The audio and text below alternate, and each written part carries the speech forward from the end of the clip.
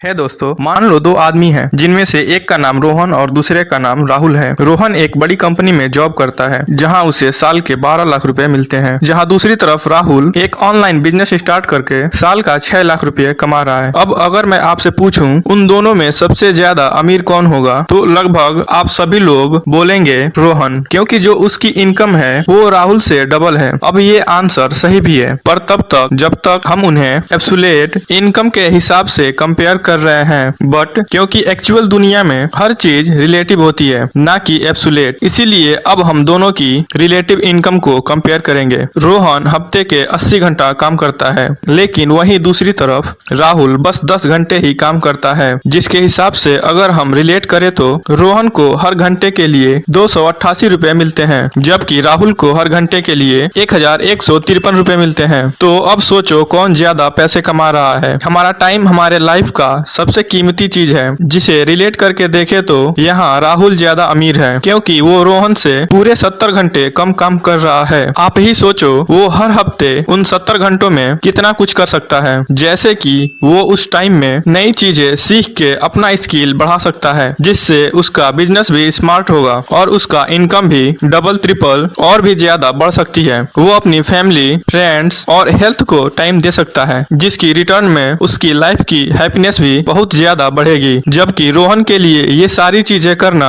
मुश्किल होगा, क्योंकि उसके पास बहुत कम टाइम होता है। और बस यही नहीं, एक कंसेप्ट जिसे जियोर्बिट्रेज कहते हैं, वो इस कंपैरिजन को और भी इंटरेस्टिंग बना देता है, क्योंकि राहुल काम करता है एक बड़ी कंपनी में जो कि एक बड़ी शहर में स्थित है। इतनी दूर उसे हमेशा आना जाना पड़ेगा, इसीलिए उसका हमेशा ऑफिस के पास रहना भी जरूरी है। जबकि दूसरी तरफ राहुल ऑनलाइन बिजनेस करता है, वो अपना काम दुनिया में ऑलमोस्ट कहीं से भी कर सकता है, जहां उसे और कुछ नहीं, बस उसे एक ऑन लैपटॉप और इंटरनेट चाहिए होगा। अब ये सब मैं आपको बता रहा हूँ क्योंकि रोहन को हफ्ते में कम से कम 5-6 बार ऑफिस जाना पड़ता है, इसीलिए उसका आने जाने का खर्चा, खाने पीने का खर्चा और ऑफिस के पास घर लेके रहने का खर्चा उससे बहुत महंगा पड़ता है, क्योंकि वो एक महंगे शहर में है। जबकि दूसरी तरफ राहुल जो दुनिया घूमते घूमते भी अपना काम कर सकता है, इसलिए वो अमेरिकन डॉलर में कमाता है और रहता है फिलीपींस में, जहां उसके खर्चे बहुत ही कम होते हैं। कंपेयर करके बताओ, जितने पैसे में रोहन बस एक बार रेस्टोरेंट में जाके अच्छा खाना खा सकता है, उतने पैसे में राहुल 6 बार रेस्टोरेंट जाके खाना खा सकता है, वो भी सेम स्टैंडर्ड का। और यही कम खर्चे की वजह से उसकी सेविंग्स भी बहुत ज्यादा हो पाती है। जियोर्बिट्रेज का मतलब भी यही होता है कि leveraging the economic difference between markets to generate a high return, जो कि केवल राहुल के लिए पॉसिबल है, लेकिन रोहन के लिए नहीं। तो अब आता है सबसे मेन सवाल, क्या राहुल के जैसा हमारा भी कम टाइम देके अच्छा पैसा कमाना सच में पॉसिबल है? तो इसका आंसर है हाँ, एब्सोल्युटली पॉसिबल है,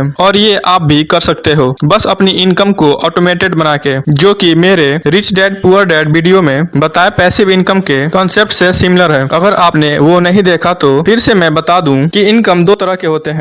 पहला है एक्टिव इनकम, जिसे कमाने के लिए हमारा हमेशा एक्टिव रहना जरूरी है। मतलब अगर हम काम नहीं करेंगे तो हमें पैसे भी नहीं मिलेंगे। एग्जाम्पल, जॉब करना या अपनी दुकान खोल के उसे खुद से चलाना। और दूसरा रास्ता होता है पैसिव इनकम, जिसमें पैसे आने के लिए आपका काम करना जरूरी नहीं होता। अगर एक काम करना भी पड़ेगा तो वो भी बहुत कम। एग्जाम्पल, अपनी उस दुकान को भाड़े पे दे देना, जिससे आपको मंथली इनकम आते रहे बिना कुछ करे, या एक यूट्यूब चैनल होना जिसके वीडियोज से आपको हमेशा पैसे आते रहे। एक्चुअल में इंटरनेट से ऑटोमेटेड इनकम कमाने के बहुत से तरीके होते हैं, लेकिन जो सबसे पॉपुलर तरीका है वो है, पहला खुद का कुछ प्रोडक्ट या कंटेंट बना के, दूसरा प्रोडक्ट्स या आइडियाज को लाइसेंस करा के, और तीसरा चीजों को रीसेल करके। इनमें से सबसे सिंपल रीसेल करने का तरीका होता है, जैसे कि समझो आपको रीसेलर बनना है, तो आपको सबसे पहले बेचने के लिए एक प्रोडक्ट खरीदना पड़ेगा, जो आप किसी भी होलसेल वेबसाइट से, जैसे कि अलीबाबा या